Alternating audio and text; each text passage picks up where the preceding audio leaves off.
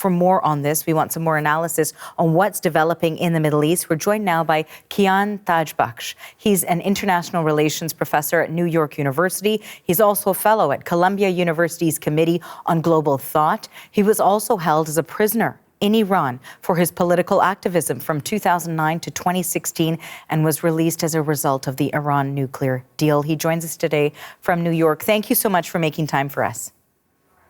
Thank you for having me. Now, we know, of course, as we've been discussing this morning, that President Donald Trump sent out a social media message earlier saying that a whole civilization will die tonight, never to be brought back again. I don't want that to happen, but it probably will. And that was in relation to these ongoing discussions, a deadline that is coming down at 8 p.m. Eastern tonight towards reopening the Strait of Hormuz. What did you make of that message from the U.S. president? Well, I have to say it is disappointing, to say the least. Fine. Okay. We understand that Donald Trump has an unconventional communication strategy. He blusters, he uses hyperbole, he exaggerates. But this is kind of beyond the pale, honestly, to threaten an entire country's civilization. There is an analytical problem quite beyond the optics. The question is, it makes two big errors.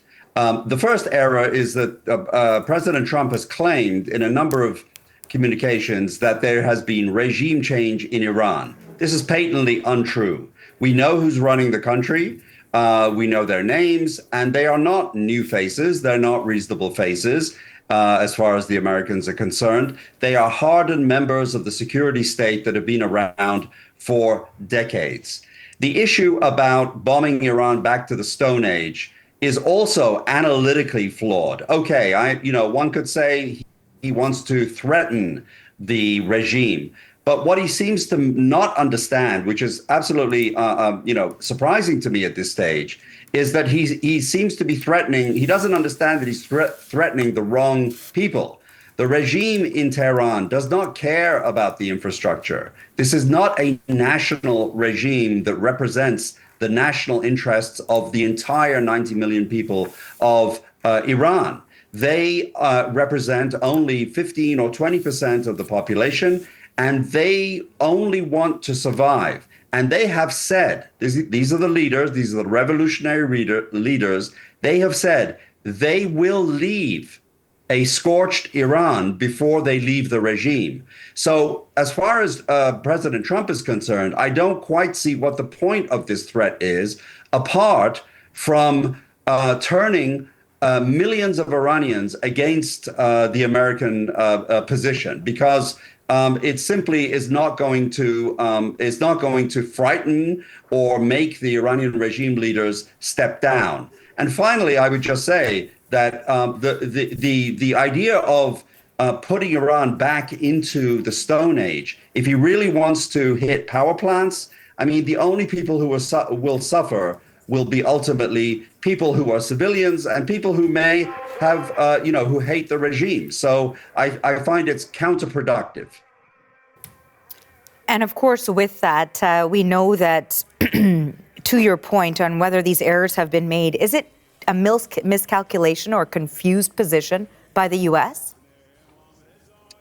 Well, I mean, at this point, earlier on, I would have said that President Trump is using strategic ambiguity or confusion as a kind of strategy of communication to confuse the opposition, to confuse that. But at this point, it's beginning to seem a little bit undisciplined. I mean, why you would want to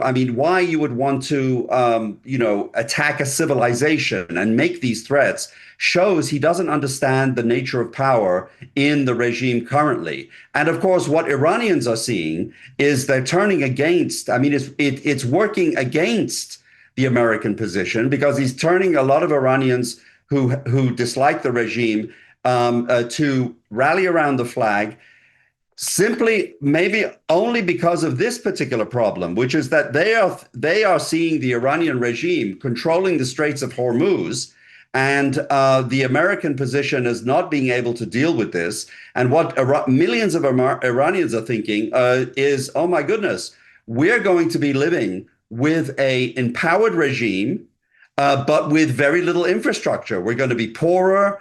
We're going to not have access to transportation, to a lot of industries, a lot of things that make life livable. But we'll be living under a regime that now controls the Straits of Hormuz. It just doesn't make sense that the Americans would be blowing up bridges in the north of Tehran while they're letting Iranian oil tankers export through the Persian Gulf and getting revenue from China. So I think, it just seems that unless we hear a better explanation and rationale of what is going on and what the American position really intends, it just, I think, shows confusion.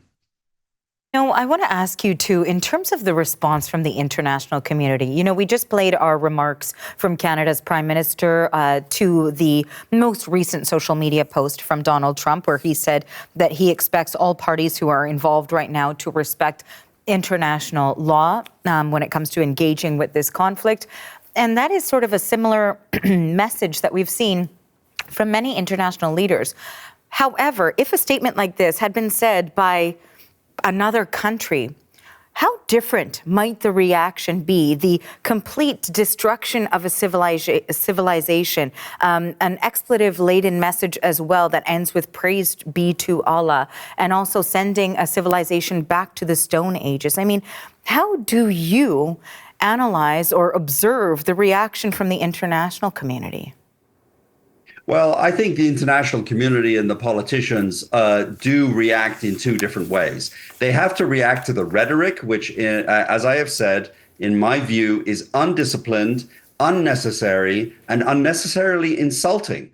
I don't expect a commander-in-chief engaged in a war to insult religious believers inside Iran, many of whom, by the way, do not support the Islamic regime. It just seems to me to be undisciplined. The question, one way I think the international community is reacting is they understand that, they feel that this rhetoric is uncalled for and it should stop. At the same time, they do recognize that from a geopolitical standpoint, the U.S. is demanding reasonable accommodations from Iran so as to control, so as to secure the free navigation of hydrocarbons, of oil and natural gas, and all other kinds of economic products through the Persian Gulf. It is intolerable for all of the international community to have one country, and that's especially in a revolutionary country like Iran, hold 20% of the world's hydrocarbons as hostage. That just simply will not stand. So behind the scenes, I am sure, or currently in terms of coalition building, there is a move to support the United States in developing a coalition. But I think currently the United States messaging, and especially about the fact that there's been regime change and the fact that President Trump has claimed we are winning, it just doesn't look that way either to the American people or to many people in the Gulf, because, in fact, Iran has been empowered by controlling the Straits of Hormuz in a way they never did before. And that's something that still has not been solved. But I assume that the international community supports the United States in trying to solve that in some way. Kian, I want to thank you so much for your analysis today. We appreciate your time. Thank you very much for inviting me. That is Kian Tajbakhsh. He is an international relations professor at New York University. He was also held as a political prisoner in Iran from 2009 to 2016.